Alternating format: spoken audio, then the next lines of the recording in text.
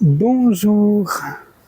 Aujourd'hui, je vais lire des extraits d'un livre que je ne crois pas vous avoir déjà présenté, d'une proche de Ramana Maharshi qui a vécu à ses côtés depuis 1941, alors qu'elle n'avait que 12 ans et qu'elle était veuve à 12 ans. Voilà. C'est un très très beau livre en présence de Ramana Maharshi, le témoignage de Suri Nagama, c'est elle, aux éditions Albin Michel, Spiritualité vivante. Un premier extrait, alors ça c'est, on lui a raconté, elle n'en a pas été témoin, Léopard et serpent. Elle écrit ça le 1er janvier 1946. L'autre jour, j'ai entendu parler d'un épisode de la vie de Bhagavan, Ramana, dans la montagne que je vais te raconter ici. Lorsque Bhagavan vivait dans la grotte de Virupaksha, on entendit un jour le rugissement d'un léopard provenant d'un point d'eau proche. Le temps que les fidèles effrayés ramassent assiettes et bidons pour faire du bruit et faire fuir le léopard, il avait bu son eau et s'en allait en poussant un autre rugissement.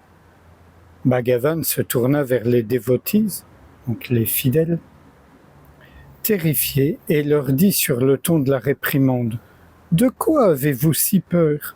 Le léopard m'a signalé avec son premier rugissement son arrivée. Après avoir bu, il m'a fait savoir qu'il s'en allait, puis il a continué son chemin. Il ne s'est jamais mêlé de vos affaires, pourquoi êtes-vous si apeurés? Ces animaux sauvages sont chez eux ici, et nous sommes leurs invités. Avons-nous donc le droit de les chasser de cet endroit? » Probablement avec l'intention de les guérir de leur peur, Bhagavan ajouta: « Nombre d'êtres divins vivent dans cette montagne, Siddhapurusha. Il est possible qu'ils viennent ici pour me voir sous différentes formes. Ainsi, voyez-vous, il n'est pas juste de les déranger. » À partir de ce jour, le léopard vint fréquemment à cet endroit pour étancher sa soif. Dès que son rugissement se faisait entendre, Bhagavan avait coutume de dire: « Te voilà, le léopard annonce son arrivée. » Et plus tard, le léopard annonce son départ. Il était ainsi très à l'aise avec tous les animaux sauvages. Un dévoti a demandé à Bhagavan s'il était vrai que, quand il vivait dans la montagne, il était ami avec les serpents. Oui, c'est vrai, un serpent avait l'habitude de venir vers moi en toute confiance. Il essayait de ramper sur ma jambe, mais comme cela me chatouillait, je la retirais. C'est tout. Ce serpent venait et partait de son plein gré.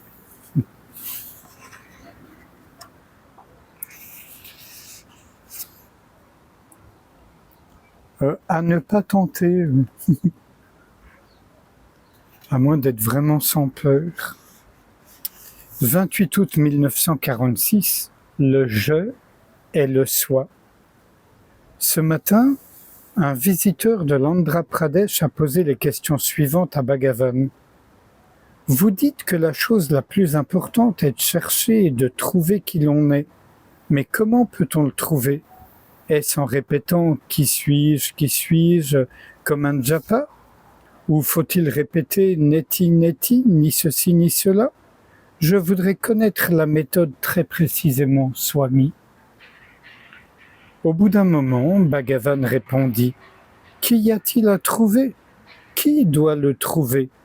Il doit bien y avoir quelqu'un pour le trouver, n'est-ce pas? Qui est ce quelqu'un? D'où vient-il? C'est ça qu'il faut trouver en premier. »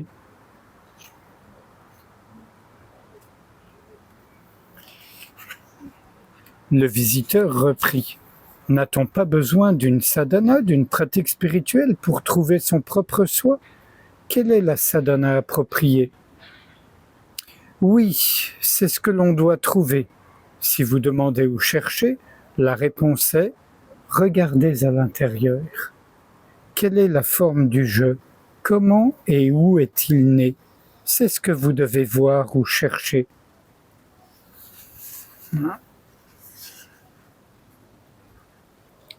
Et voici un extrait de poème de Ramana, le Uladu Narpadu. Sans le soi, qu'advient-il du temps et de l'espace? Si nous sommes le corps, nous sommes soumis au temps et à l'espace. Mais sommes-nous le corps? Nous sommes l'un, identiques maintenant, jadis et toujours, ici, là et partout. Ainsi, nous existons hors du temps et de l'espace. Et un dernier extrait, j'ai été trop gourmand, ça sera trop long sinon, je les garde pour une prochaine fois. Le Soi, encore 25 février 1947. Ce matin, une femme d'âge mûr du Gujarat est venue de Bombay avec son mari et ses enfants. Elle paraissait cultivée. Le mari portait un habit en coton khadi, tissé à la main, et avait l'air d'être un membre du Congrès. À la façon dont il se comportait, il donnait l'impression d'être des gens respectables. Vers 10 heures, ils sont tous venus dans le hall. À leur attitude, on devinait qu'ils avaient l'intention de poser quelques questions. Finalement, la femme demanda « Bhagavan, comment peut-on atteindre le soi ?»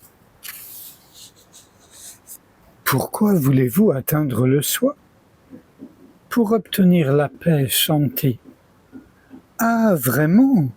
Alors il y a ce qu'on appelle la paix, n'est-ce pas ? » ?»« Oui. »« Bien. Et vous savez que vous devez l'atteindre. Comment le savez-vous ? Pour le savoir, vous devez nécessairement l'avoir éprouvé. C'est seulement en sachant que la canne à sucre est sucrée que l'on désire en avoir. Vous devez donc avoir fait l'expérience de la paix. De temps en temps, vous la ressentez. Sinon, pourquoi la désireriez-vous ? En vérité, tout être humain désire la paix sous une forme ou une autre. Il est donc évident que la paix est chose réelle, la réalité. Appelez-la comme vous voulez, Shanti, âme, Paramatman ou soi, nous la désirons tous, n'est-ce pas ? Oui, mais comment l'obtenir ? Vous avez déjà la paix. Que puis-je dire à quelqu'un qui demande ce qu'il possède déjà ? S'il faut l'apporter d'ailleurs, un effort est requis. C'est le mental avec toutes ses activités qui s'est glissé entre vous et votre soi. Ce que vous devez faire maintenant, c'est vous débarrasser du mental.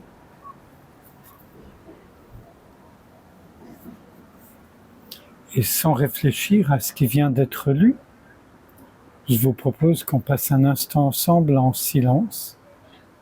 Simplement être ouverture, ne pas s'impliquer dans tout ce qui se présente. Être en paix.